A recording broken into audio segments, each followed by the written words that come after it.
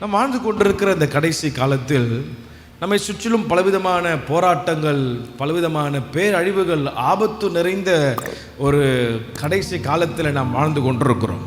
ஒருவேளை அந்த காலவேளையில் பலவிதமான குழப்பத்தோடு, ஆமென், என் ஜெபம் கேட்கப்படுகிறதா, நான் சில நாட்களாக, நீண்ட நாட்களாக சில காரியத்திற்காக நான் விண்ணப்பித்து கொண்டிருக்கிறேன், என் அழுகையின் ஜெபத்தை கர்த்தர் கேட்கிறாரா? ஒருவேளை பயங்கரமான போராட்டம் நிறைந்த ஒரு சூழ்நிலையில் நீங்கள் இந்த காலவேளையில் வந்திருக்கலாம். ஆனால் இந்த காலவேளையில் நம்ம எப்பொழுதும் தாங்குகிற ஒரு வலதுகரம் நமக்கு உண்டு என்பதை ஒரு நாளும் நாம் மறந்து விட வேண்டாம். ஆமென். பக்கத்தில் பார்த்து சொல்லுங்க, அவருடைய நீதியின் வலதுகரம் உங்களை தாங்கும். அல்லேலூயா. ஆமென். அந்த வார்த்தையை கேட்கும் போதே, சொல்லும் போதே எவ்வளோ ஒரு பெரிய சந்தோஷம். கர்த்தருடைய கரம் நம்மை தாங்குகிறது. அல்லேலூயா. அதுதான் அழகா பாட்டில் நம்ம சிறகுகளின் நிழலிலே, ஆமென், நம்மளை பாதுகாப்பாய், நம்மை பத்திரமாய் கர்த்தர் வைத்திருக்கிறார்.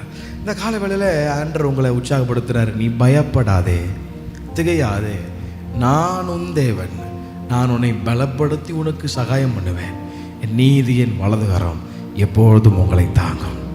ஆமென். வார்த்தையால் விவரிக்க முடியாத அளவிற்கு ஒருவேளை போராட்டங்கள் உங்கள் வாழ்க்கையை சூழ்ந்திருக்கலாம்.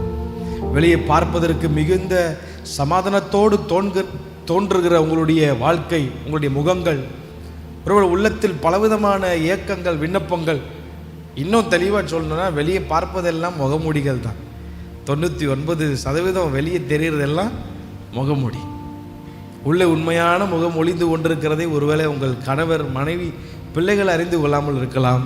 ஆனால் நான் விசுவாசிக்கிறேன், நம்மை புரிந்து நம்மை நடத்துகிற ஒரு தகப்பன் நம்மோடு இருக்கிறார். அவர் இந்த கால வேளையில் உங்களை உற்சாகப்படுத்துகிறாரு.